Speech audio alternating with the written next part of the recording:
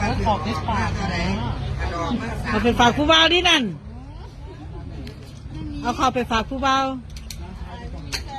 ก็จำอยู่ได้ว่าอันจะมัดตาระเบียบเป็นบอลนะตีคนขายไปขายพุ่นกันตีอย่างอ้อแต่ว่าเดี๋ยวนะข้ามันไก่หมดไม่ได้กิน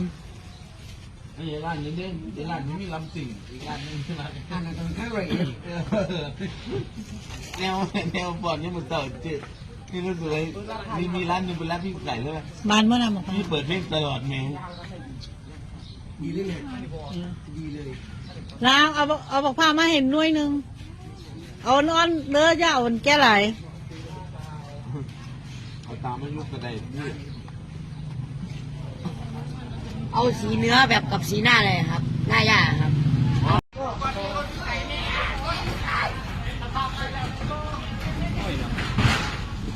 เอาเนาะมีจังบาฮะโตระดับขนาดนั้นเนาะโอ้ยลาจะไปขายหยังลูกบัดนี้เขาจะได้ไปขายหยังบัดนี้ขายตัวดินก่อนตีขายตัวดินก่อนตัวดินมันอาหารทะเลน้องบอกแม่ไปหาเบ็ดสอบเขาแล้วแม่ตรงนี้เนาะเกี่ยวเขาพอดีล่ะเมื่อไหร่มีงานก่อนนะเมื่อไหร่มีงานก่อนนะเมื่อไหร่ผมมีงานเกี่ยวเขาเกี่ยวเขาเนาะเอาเป็นอย่างโน้นไปก็สิเนี่ยมือสองบุญบ้ายไส้ของ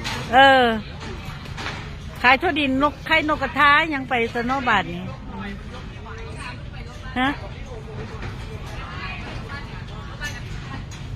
ให้มันพุ่งตะกอน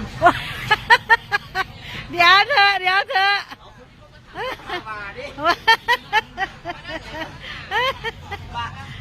ปะไปก่อน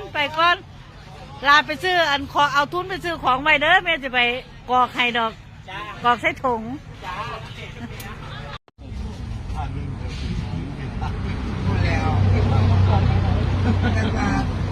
ขอบที่ปากอะไร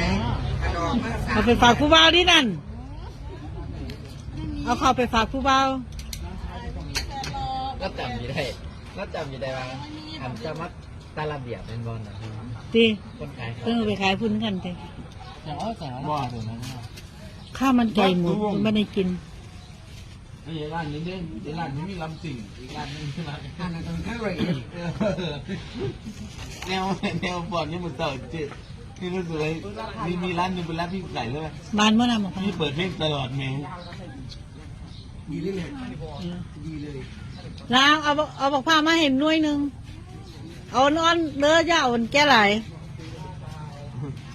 เอาตามไม่ยุกกระได